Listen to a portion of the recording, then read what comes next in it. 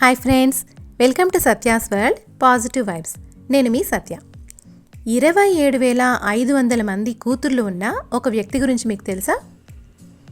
వారు ఆయన్ని అప్ప అని పిలుస్తారు, కానీ ఆయన అసలు పేరు రామస్వామి, కేపీ రామస్వామి. కోయంబత్తూరులోని కేపీఆర్ మిల్స్ యజమాని ఆయన.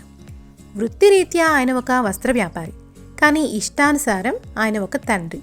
27,500 మంది కూతుర్లకు తండ్రి. సాధారణంగా కార్పొరేట్ ప్రముఖులు ఎవరైనా సరే ఉద్యోగులను ఎలా నిలబెట్టుకోవాలి, సంస్థకయ్యే ఖర్చును ఎలా తగ్గించుకోవాలి, ఆర్థిక స్థితిగతులు ఇలాంటి వాటి గురించి మాట్లాడుతూ ఉంటారు. కానీ ఈయన మాత్రం జీవితాలను మార్చడంలో బిజీగా ఉంటారు. ఎలా అనుకుంటున్నారా?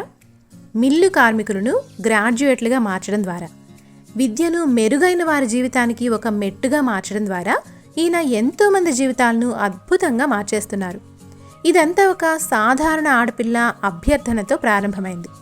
ఆయన మిల్లులో పనిచేసే ఒక అమ్మాయి ఒకసారి ఆయనతో చెప్పింది, అప్పా, నేను చదువుకోవాలనుకుంటున్నాను. పేదరికం కారణంగా నా తల్లిదండ్రులు నన్ను పాఠశాలకు పంపించలేకపోతున్నారు, కానీ నేను మరింత చదువుకోవాలనుకుంటున్నాను అని చెప్పింది. ఆ ఒక్క అభ్యర్థన అంతటినీ మార్చేసింది. తన కార్మికులకు జీతం మాత్రమే ఇవ్వడానికి బదులుగా ఆయన వారికి జీవితాన్ని ఇవ్వాలి అని నిర్ణయించుకున్నారు. వారి భవిష్యత్తుకు బంగారు బాట వేయాలనుకున్నారు. అంతే, ఆయన తన ఆలోచనని ఆచరణలో పెట్టారు. మిల్లు లోపల ఒక పూర్తి స్థాయి విద్యా వ్యవస్థను ఏర్పాటు చేశారు. 8 గంటల షిఫ్ట్ తర్వాత 4 గంటల పాటు తరగతులు జరుగుతాయి. తరగతి గదులు, ఉపాధ్యాయులు, ప్రిన్సిపల్, యోగా కోర్సు అన్నిటినీ సమకూర్చారు మిల్లు లోపలే. ఇవన్నీ పూర్తిగా నిధులతో సమకూర్చబడ్డాయి. ఎటువంటి షరతులు లేవు. ఇక దీని ఫలితం ఏమిటో తెలుసా? 24,536 మంది మహిళలు తమ 10th, ఇంటర్, యూజీ మరియు పీజీ డిగ్రీలను సంపాదించారు. వారిలో చాలామంది ఇప్పుడు నర్సులుగా, ఉపాధ్యాయులుగా, పోలీస్ అధికారులుగా చేస్తున్నారు. ఈ ఒక్క సంవత్సరంలోనే తమిళనాడు ఓపెన్ యూనివర్సిటీ నుండి 20 బంగారు పతకాలు సాధించిన వారు ఉన్నారు.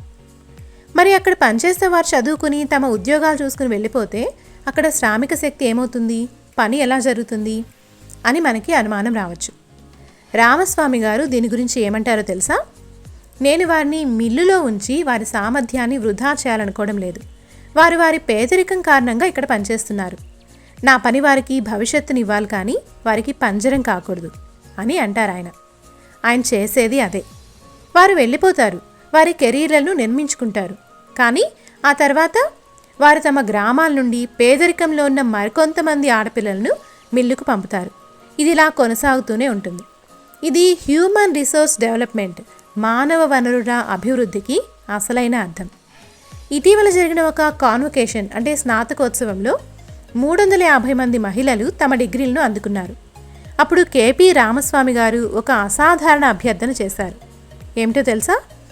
మీరు కానీ మీ స్నేహితులు కానీ వారిని ఉద్యోగులుగా నియమించుకోగలిగితే అది మరింత మంది అమ్మాయిలకు మరింత చదువుకోవాలనే ఆశను కలిగిస్తుంది అని అభ్యర్థన చేశారు. ఇది గమనించారా? కోట్ల రూపాయల సామ్రాజ్యాన్ని నడుపుతున్న ఒక వ్యక్తి వ్యాపారం కోసం అడగడం లేదు. ఆయన తన కార్మికుల కోసం ఉద్యోగాలు అడుగుతున్నారు. ఇలాంటి గొప్ప మనసు ఎంతమందికి ఉంటుంది చెప్పండి? ఇలాంటి వ్యక్తుల్ని అతి కొద్ది మందిని మాత్రమే మనం చూడగలుగుతాము. ఇది కేపీఆర్ మిల్స్ గురించి మాత్రమే కాదు, ఇది నాయకత్వానికి, కార్పొరేట్ నీతికి, దేశ నిర్మాణానికి ఒక పాఠం. స్కూల్స్ దీనిని గురించి నేర్పించాలి. హెచ్ఆర్ నిపుణులు దీనిని అధ్యయనం చేయాలి.